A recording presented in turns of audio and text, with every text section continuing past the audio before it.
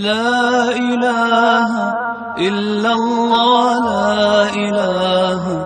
إلا الله لا إله.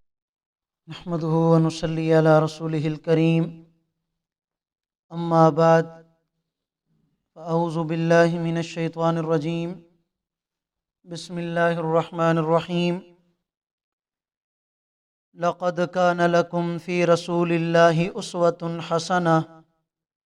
لمن كان يرجو الله واليوم الآخر وذكر الله كثيرا. صدق اللہ العظیم. سورۃ الاحزاب کی آیت نمبر 21 آپ حضرات کے سامنے تلاوت کی ہے. آیت کریمہ کا ترجمہ یہ ہے، اللہ رب العالمین ارشاد فرما رہے ہیں، البتہ تحقیق نبی کریم صلی اللہ علیہ وسلم کے اندر تمہارے لیے بہترین نمونہ ہے ہر اس شخص کے لیے جو اللہ کے ساتھ ملاقات پر ایمان رکھتا ہو اور آخرت کے دن کا یقین رکھتا ہو اور اللہ کا ذکر کثرت سے کرتا ہو. اس سے ماقبل آیات میں اللہ رب العالمین نے غزوہ احزاب کے اندر منافقین کے کردار کا بیان فرمایا ہے اور ساتھ ہی ان کا انجام بھی ذکر فرما دیا. آج جو آیت کریمہ آپ حضرات کے سامنے تلاوت کی ہے، اس میں نبی کریم صلی اللہ علیہ وسلم کی مبارک زندگی کو ایک بہترین نمونہ قرار دیا جا رہا ہے اور منافقین کو اس بات کی ترغیب دی جا رہی ہے کہ اگر تم نبی کریم صلی اللہ علیہ وسلم کی مبارک ذات کی طرف دیکھو تو تمہیں ان کی زندگی میں ایک بہترین نمونہ نظر آئے گا کہ اگر کوئی مشکل حالات آ جاتے ہیں تو آپ علیہ الصلاۃ والسلام خود ہاتھ میں کدال لے کر خندق کی کھدائی میں اپنا حصہ ڈالتے ہیں، اور خندق کی کھدائی میں جتنا حصہ دوسرے صحابہ کرام کے حصے میں آتا ہے، آپ علیہ الصلاۃ والسلام اپنی باری پر اتنا ہی حصہ خندق کا کھودتے ہیں. تو جب نبی کریم صلی اللہ علیہ وسلم اس طرح کے مواقع میں بڑھ چڑھ کر حصہ لیتے ہیں تو منافقین کو بھی چاہیے کہ وہ منافقت چھوڑ کر اللہ کے نبی کا ساتھ دیں اور اللہ کے دین کا تعاون کریں، اعلاء کلمت اللہ کے لیے اپنی جان تک قربان کر دیں، جیسا کہ نبی کریم صلی اللہ علیہ وسلم اپنی جان کا نذرانہ پیش کرنے کے لیے بھی تیار تھے. ایسے واقعات غزوہ احزاب کے دوران پیش آئے کہ آپ علیہ الصلاۃ والسلام نے بھوک کی وجہ سے اپنے پیٹ پر 2 پتھر باندھ رکھے ہیں. پھر حضرت جابر رضی اللہ تعالیٰ عنہ نے محسوس کیا کہ آپ علیہ الصلاۃ والسلام کو بھوک لگی ہے، تو آپ علیہ الصلاۃ والسلام کے لیے دعوت کا بھی انتظام فرمایا. یہ بڑا مشہور واقعہ ہے، آپ حضرات نے سن رکھا ہے. تو نبی کریم صلی اللہ علیہ وسلم کی زندگی کو اسوہ حسنہ قرار دیا گیا ہے. سیاق و سباق سے ہٹ کر اکثر اوقات علماء کرام اس آیت کریمہ کو بیان فرماتے ہیں کہ اس میں اللہ رب العالمین نے ہر انسان کی کامیابی کے لیے جس چیز کو بطور نمونہ پیش کیا ہے وہ نبی کریم صلی اللہ علیہ وسلم کی مبارک سیرت ہے، آپ علیہ الصلاۃ والسلام کی مبارک زندگی ہے کہ جو مسلمان کلمہ طیبہ کا اقرار کر لینے کے بعد پوری زندگی حضور علیہ الصلاۃ والسلام کی مبارک سنت، آپ علیہ الصلاۃ والسلام کے مبارک نقش قدم پر چلتے ہوئے گزارتا ہے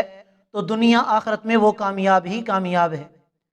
اور ساتھ ہی اللہ رب العالمین نے اس بات کی طرف بھی اشارہ فرما دیا کہ میری نظر میں اس کائنات کے اندر اگر کسی کی زندگی قابل رشک ہے اور کسی کی زندگی قابل تعریف ہے تو وہ نبی علیہ الصلاۃ والسلام کی زندگی ہے. اب اگر تم سب بھی اپنی زندگی کو قابل تعریف اللہ کی نظر میں بنانا چاہتے ہو تو تمہیں بھی نبی علیہ الصلاۃ والسلام کی طرح زندگی گزارنی پڑے گی. لمن کان یرجو اللہ، اللہ رب العالمین نے اشارہ فرما دیا کہ حضور علیہ الصلاۃ والسلام تو رحمت للعالمین ہیں، صرف مسلمانوں کے لیے نہیں، کائنات کے سارے انسانوں کے لیے اللہ نے آپ علیہ الصلاۃ والسلام کو رحمت بنا کر بھیجا ہے. لیکن اس رحمت سے نفع صرف وہی انسان اٹھائے گا کہ جو اللہ پر ایمان رکھتا ہے، آخرت کے دن پر ایمان رکھتا ہے اور اللہ کا ذکر کثرت سے کرتا ہے. چونکہ یہ منافق ہیں، انہیں اس بات پر یقین نہیں، اللہ پر بھی ان کا ایمان نہیں، آخرت کے دن پر بھی ان کا ایمان نہیں، اللہ کا یہ ذکر کم کرتے ہیں، وہ بھی کرتے ہیں تو دکھانے کے لیے کرتے ہیں، اپنے کفار کو، اپنے سرداران کو خوش کرتے ہیں، تو فرمایا کہ یہ لوگ آپ علیہ الصلوۃ والسلام کی سیرت سے نفع نہیں اٹھا سکتے۔ وَلَمَّا رَأَى الْمُؤْمِنُونَ الْأَحْزَابَ، اللہ فرماتے ہیں کہ جب اہل ایمان نے لشکروں کو آتے ہوئے دیکھا، قالوا، تو کہنے لگے، هَذَا مَا وَعَدَنَا اللَّهُ وَرَسُولُهُ، کہ یہ وہ چیز ہے جس کا وعدہ اللہ اور اس کے رسول نے ہم سے کیا تھا۔ وَصَدَقَ اللَّهُ وَرَسُولُهُ، اور اللہ اور اس کے رسول نے اپنے وعدے کو سچ کر کے دکھایا ہے۔ پیچھے آپ سن چکے ہیں کہ منافقین نے کیا کہا تھا کہ اللہ اور اس کے رسول کا جو بھی وعدہ ہوتا ہے معاذ اللہ وہ دھوکے کے سوا کچھ نہیں، اور اہل ایمان کا یہ حال ہے کہ اہل ایمان نے اس وقت یہ کہا تھا کہ یہ اللہ کا وعدہ ہے، اللہ کے رسول کا وعدہ ہے، اور اللہ اور اس کے رسول نے اپنے وعدے کو سچ کر دکھایا ہے۔ حضرت عبداللہ ابن عباس رضی اللہ تعالیٰ عنہما سے روایت ہے، وہ فرماتے ہیں کہ اس وعدے سے مراد کیا ہے؟ اس وعدے سے مراد سورہ بقرہ کی وہ آیت کریمہ ہے جس میں اللہ رب العالمین نے ارشاد فرمایا، ام حسبتم ان تدخلوا الجنہ، کیا تم نے یہ گمان کر رکھا ہے کہ تم جنت میں ویسے ہی چلے جاؤ گے؟ ولما یأتکم مثل الذین خلو من قبلکم مستهم البأساء والضراء وزلزلوا حتى يقول الرسول والذین معه متى نصر اللہ، کہ جب تک تمہارے اوپر آزمائشیں نہیں آئیں گی یہ جنت اتنی سستی نہیں ہے کہ یہ تمہیں مفت میں مل جائے گی۔ تو مومنین نے جب دیکھا کہ سارے کافر اکٹھے ہو کر ہمارے اوپر ٹوٹ پڑے ہیں تو کہنے لگے کہ یہ اللہ اور اس کے رسول کا وہ وعدہ ہے کہ تکلیف آئے گی، آزمائش آئے گی تب جنت ملے گی، تو آج ہمارے اوپر آزمائش آ گئی اور یہ اللہ اور اس کے رسول نے اپنے وعدے کو سچ کر دکھایا ہے۔ بعض مفسرین حضرات رحمہ اللہ کا کہنا یہ ہے کہ اس وعدے سے مراد وہ وعدہ ہے کہ جو غزوہ حمراء الاسد میں اللہ کے نبی نے مسلمانوں سے کیا تھا، اور وہ وعدہ کیا تھا کہ غزوہ احد میں جب 70 مسلمان شہید ہوئے اور 70 سے زائد زخمی ہوئے، خود آپ علیہ الصلوۃ والسلام بھی زخمی ہوئے تھے، تو اس وقت کافر لوگ بھاگ گئے، انہوں نے یہ سمجھا کہ مسلمانوں کو ہم نے کافی تکلیف پہنچا دی۔ حمراء الاسد کے مقام پر جب پہنچے، وہاں جا کر انہوں نے سوچا کہ 70 ان کے ہم نے مار دیے، 70 کو زخمی کر دیا، اور ان کے جو سردار تھے محمد صلی اللہ علیہ وسلم وہ بھی زخمی ہو چکے تھے، تو کیوں نہ آج ہی ہم ان کا سوایہ کر دیں، ختم کر دیں ان کو۔